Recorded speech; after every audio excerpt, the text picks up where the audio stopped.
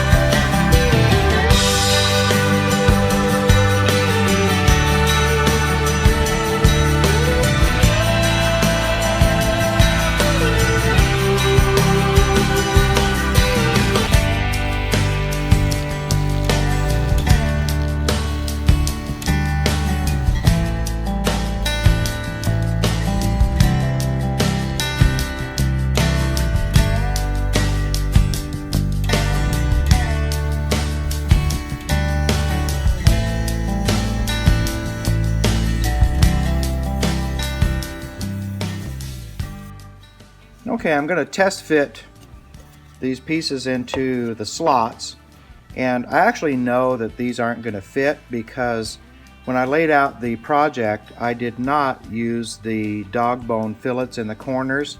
So we have sharp corners here, but we have rounded inside corners here.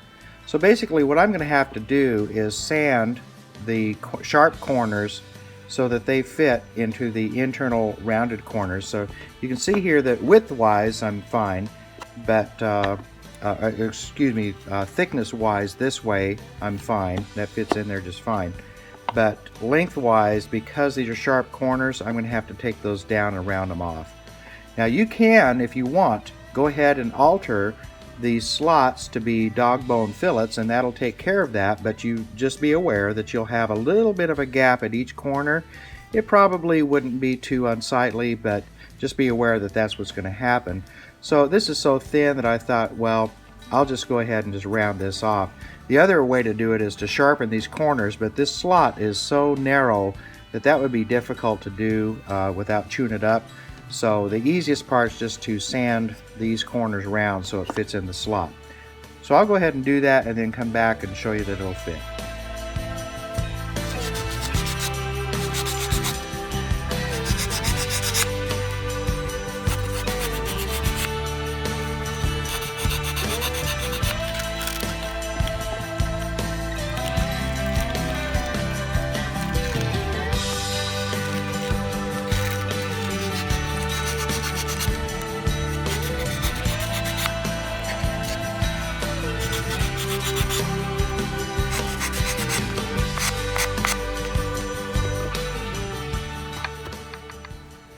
Okay, rounded them off and they fit in the slots just fine. Okay, I want to sand off the sharp edges or anywhere around this panel so that the paper napkins, when you put them in there, they don't catch on something sharp. So I'm just going to take a small piece of foam and wrap it in some 150 grit sandpaper and just go carefully around the edges. Take the sharp edge off. I'm also going to do that on the base all the way around too. Just want to get that smooth out a little bit, and also I want to blend in these knuckles where that cutout was done. I want to blend in those knuckles a little bit with the sandpaper. Once I get that done, then we'll be ready for the next stage of the finishing process.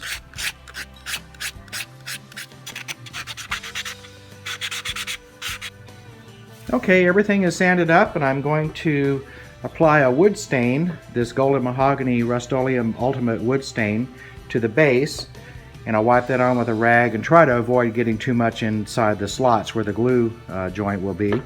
And also you can see that I've taken some blue painter's tape and sealed off the portion that's going to be glued into the slots later. And these I'll apply a glazing technique, so I'll seal them with 50-50 seal coat, sand off any fuzzies that are raised, and then apply some clear coats and then apply a glaze over that. So I'm going to finish these in two separate operations. So I'll get these out of the way and I'll go ahead and apply the stain to the base. I'm just going to use a rag and wipe it on.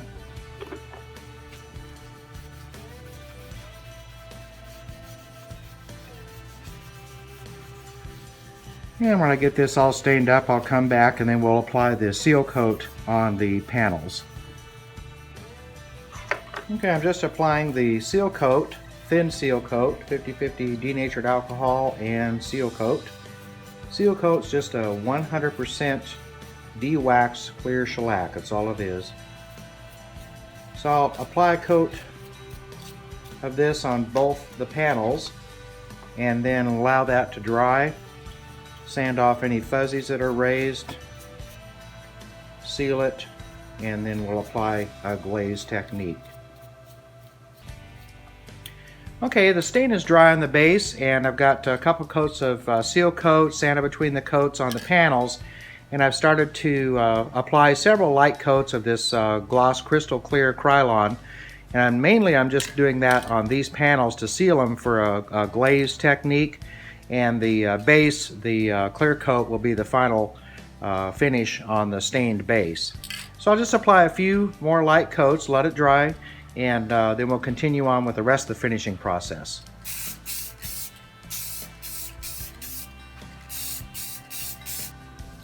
Okay, I've decided to use some acrylic craft paint as a glaze process. So I've got a dark brown and a lighter brown, and I'll just water these down a little bit. I got some water here, an assortment of brushes, and I'll apply the light brown first overall, and then may come back with the darker and just accentuate with the darker brown the crust of the bread.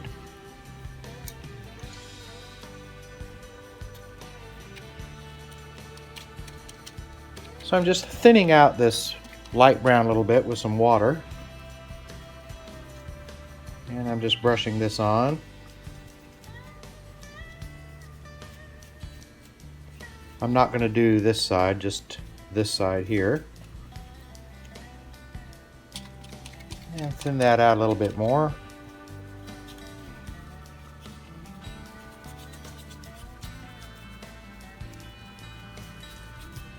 This will help bring out some of the details of the carving and yet let the wood grain still show through. Because I've coated this with gloss Krylon, this is going to be easier to wipe off and leave very little of that glaze paint behind, which is what I wanted. So you can use a rag or a paper towel or whatever just to wipe off the majority of the paint. If you see a spot that you missed, just come back and put that back in.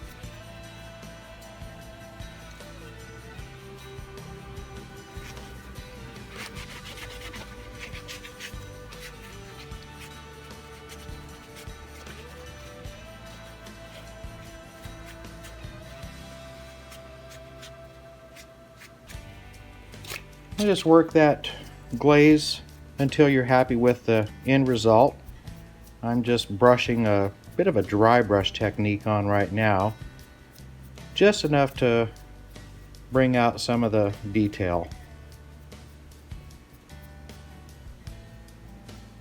Okay, I'll do the other one, and we'll come back, we'll let this dry a little bit, and maybe come back and darken up these edges a little bit. Okay, I've got the glazing done on both of these panels with the light brown, and I'm just going to mix a little bit of this dark brown paint and the light brown paint, water it down a little bit, and just go around the edges of the bread crust. And baked bread, you know, has a little bit darker shade on the top, so I'm just sort of simulating that. So I'll go all the way around the darker area of the crust on both of these panels, and then we'll be ready to apply the final clear coats.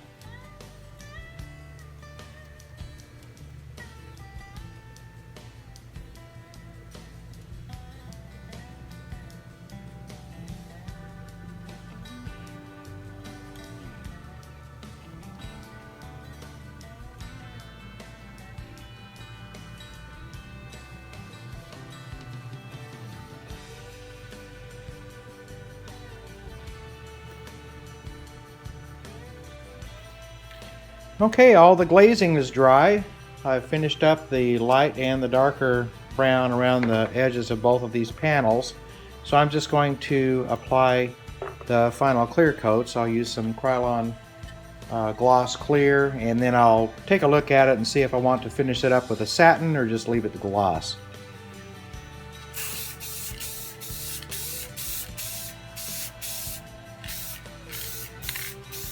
Okay.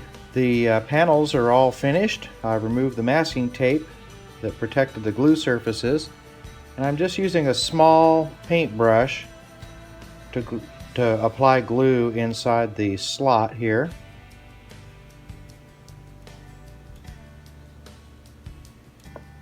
And I'll put in this first panel.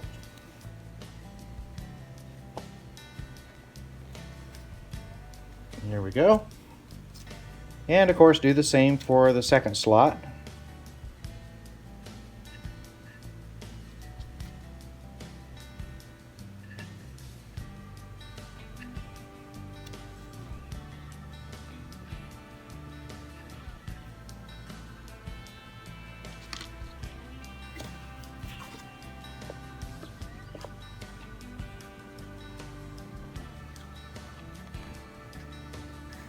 Alright, we'll let that dry, and that really completes the project right there.